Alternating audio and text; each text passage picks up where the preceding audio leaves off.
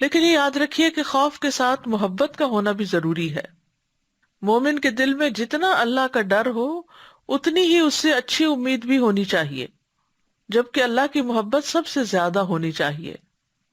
محبت توحید کی شرائط میں سے ایک شرط ہے. والذین آمنوا اشد حبا للہ، ایمان والے ہی سب سے زیادہ اللہ سے محبت رکھتے ہیں.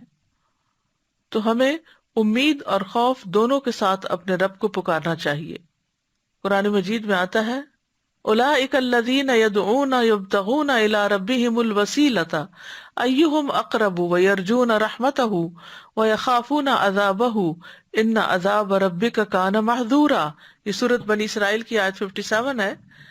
جنہیں یہ لوگ پکارتے ہیں وہ تو خود اپنے رب کی طرف وسیلہ تلاش کرتے ہیں کہ کوئی اس سے قریب تر ہو جائے.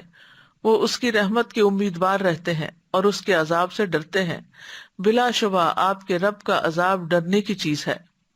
تو اس سے کیا پتہ چلتا ہے کہ خوف کے ساتھ رحمت کے امیدوار ہونا بھی ضروری ہے. پیغمبروں کی صفت آئی ہے انہم کانوا یسارعون فی الخیرات ویدعوننا رغبا ورہبا وکانوا لنا خاشعین. بے شک وہ نیکیوں میں جلدی کرتے تھے اور ہمیں رغبت اور خوف سے پکارتے تھے اور وہ ہمارے ہی لیے عاجزی کرنے والے تھے. پھر یہ کہ خوف کے ساتھ مٹھاس اور اطمینان کا ہونا بڑا ضروری ہے. یعنی مومن جب اللہ سے ڈرتا ہے تو اس کے اندر کڑواہٹ نہیں آتی بلکہ ایمان کی حلاوت آتی ہے. اللہ تعالیٰ فرماتے ہیں وَادْعُوهُ خَوْفًا وَطَمَعًا إِنَّ رَحْمَتَ اللَّهِ قَرِيبٌ مِّنَ الْمُحْسِنِينَ. اسے خوف اور طمع سے پکارو، بے شک اللہ کی رحمت نیکی کرنے والوں کے قریب ہے. پھر یہ کہ اللہ کا خوف ہمیں اللہ کے قریب کرتا ہے.